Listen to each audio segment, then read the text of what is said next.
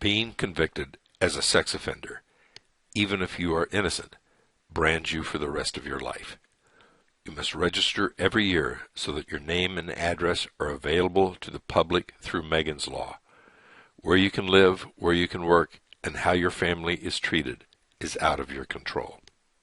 If you are listening to this, you or someone you know is painfully aware of this and are looking for an attorney to clear a criminal record. In 40 years of handling only sex crime cases, the Innocence legal team has become the best in the narrow field of clearing a client's record, if at all possible. If the Innocence legal team decides to take your case, it is because we believe there are legal grounds for relief. When political ambition mixes with hot-button issues, bad laws are written, and that is the case for the laws governing the defense process, conviction, and punishment of people accused of sex crimes. That is how Megan's Law became enacted, as well as lifetime registration. Despite these laws, there are 3 options available that provide a possibility for clearing your record. 1. Petition the court for expungement and relief from registration. 2. Applying for a governor's pardon. And 3. Mounting an attack on a conviction.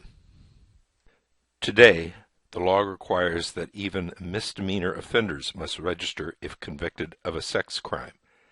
However, by extending registration to misdemeanor offenses, the law has provided the means to clear a limited number of felonies as well as misdemeanors.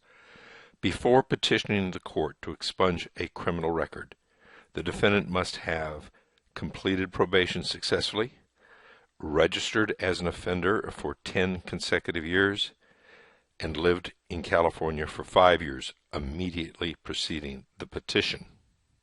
Once those requirements are confirmed, there are 2 court proceedings that can be used to clear your record and relieve you from early registration. First, a petition is submitted to expunge the convictions in order to remove the convictions from the formal record. If accepted, the record will show the charges were dismissed. The second step is filing a petition for certificate of rehabilitation. If the defendant can show that he or she is rehabilitated, the court can approve an application for pardon by issuing the certificate. Rehabilitation is proof that the person applying for the certificate is leading a productive, law-abiding life. This is the minimum requirement. Many judges want to see additional contributions to society. Some will say, quote, "What have you done to earn your pardon?" Close quote. In sex cases, they will also want some evidence that you are no longer a danger to society. This usually takes the form of a letter from a therapist. It is a historical fact that most pardons are issued as a governor is about to leave office. The power to pardon allows a governor to correct miscarriages of justice or to acknowledge a person's reformation and community service. Innocence is clearly grounds for granting a pardon, but it is nearly impossible to prove long after a case has been tried. The exceptions are cases in which DNA evidence exonerates the defendant. A governor may also grant a pardon if the defendant can show that he has reformed his life and is now a contributing member to society. In essence, the petition is asking to be forgiven and rewarded for behavior that goes well beyond obeying the law.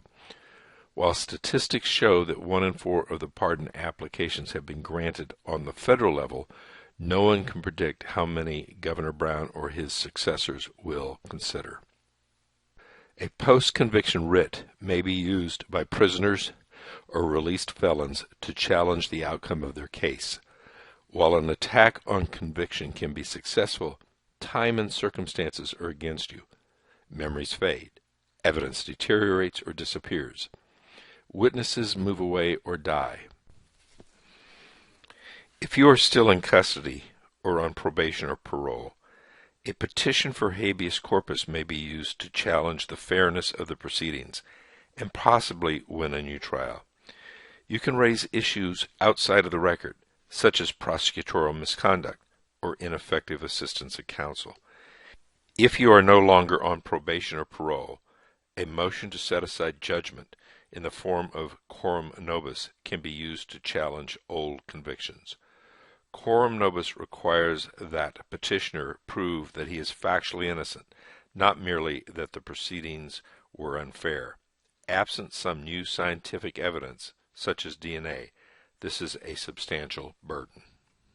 If there are legal grounds to help you, the Innocence legal team will give you the best chance possible for clearing your record and seeking relief from mandatory registration.